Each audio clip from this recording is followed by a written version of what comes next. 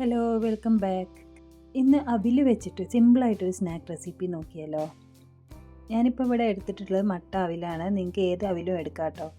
അപ്പോൾ ഈ അവിലൊന്ന് കുതിർക്കണം. അപ്പോൾ ഇതിലേക്ക് കുറച്ച് വെള്ളം ഒഴിച്ചിട്ട് ഇത് ഒരു 5-10 മിനിറ്റ് കുതിർക്കാനായിട്ട് വെക്കാം. വൈറ്റ് അവിലൊക്കെ ആണെങ്കിൽ പെട്ടെന്ന് തന്നെ കുതിർന്ന് കിട്ടും. ഒരുപാട് വെള്ളമൊന്നും ഒഴിച്ചു കൊടുക്കേണ്ട. ഇത് കുതിരാൻ ആവശ്യമായ വെള്ളം മാത്രം ഒഴിച്ചു കൊടുത്താൽ മതി. എല്ലാം നന്നായി ഒന്ന് മിക്സ് ചെയ്തിട്ട് ഇതൊന്ന് അടച്ചു വെക്കാം.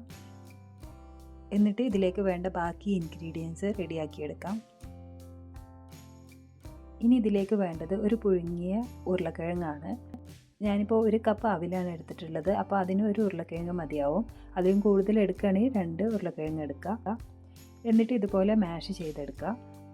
ഒരു സവാള, ചെറിയൊരു ഇഞ്ചിയുടെ കഷ്ണം, പിന്നെ കുറച്ച് കറിവേപ്പിലയും കൂടെ ഞാൻ എടുത്തിട്ടുണ്ട്. അപ്പോൾ സവാളയും ഇഞ്ചിയും കറിവേപ്പിലയും ഒക്കെ ചെറുതായി അരിഞ്ഞെടുക്കുക. ഇതിലേക്ക് പച്ചമുളക് വേണമെന്നുണ്ടെങ്കിൽ ചേർക്കാം കേട്ടോ, ഞാൻ ചേർത്തിട്ടില്ല. ഇനി ഉരുളക്കിഴങ്ങിലേക്ക് ഈ എല്ലാ ഇൻഗ്രീഡിയൻസും ചേർത്തിട്ട് നന്നായി ഒന്ന് കുഴച്ചെടുക്കണം. ഇപ്പോൾ നമ്മൾ കുതിർക്കാൻ വെച്ച അവിൽ കുതിർന്ന് വന്നിട്ടുണ്ട്. അപ്പോൾ അതും കൂടെ ഈ മിക്സിലേക്ക് ചേർത്ത് കൊടുക്കാം. ഇനി ഇതിലേക്ക് കുറച്ച് മസാല പൗഡേഴ്സും കൂടി ചേർത്ത് കൊടുക്കണം. 1/2 ടീസ്പൂൺ മഞ്ഞൾപ്പൊടി, 1 ടീസ്പൂൺ മുളക് പൊടി, പിന്നെ ആവശ്യത്തിനുള്ള ഉപ്പും കൂടി ചേർക്കാം. കുറച്ച് മല്ലിയില കൂടി ചേർത്തിട്ട് നന്നായി ഒന്ന് കുഴച്ചെടുക്കാം. ഇതിലേക്ക് 2 ടേബിൾ സ്പൂൺ മൈദയോ അല്ലെങ്കിൽ കടലമാവോ ചേർക്കുക. ഞാൻ മൈദയാണ് ചേർത്തിട്ടുള്ളത്. അതും കൂടി ചേർത്തിട്ട് എല്ലാം കൂടി നന്നായി ഒന്ന് മിക്സ് ചെയ്യാം. കുഴച്ചതിന് ശേഷം നമുക്ക് ഇഷ്ടമുള്ള ഷേപ്പിൽ ഇത് ഉണ്ടാക്കിയെടുക്കാം.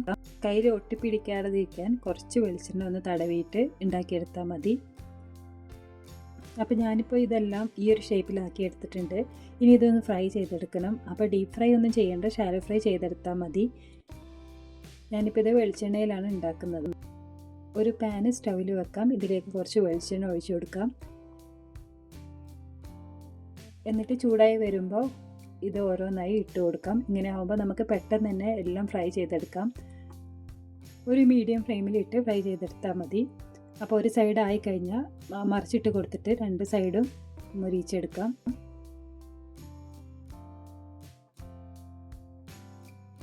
ഇപ്പോൾ ഇത് റെഡി ആയിട്ടുണ്ട്. ഇനി ഓരോന്നായി വാങ്ങി വെക്കാം.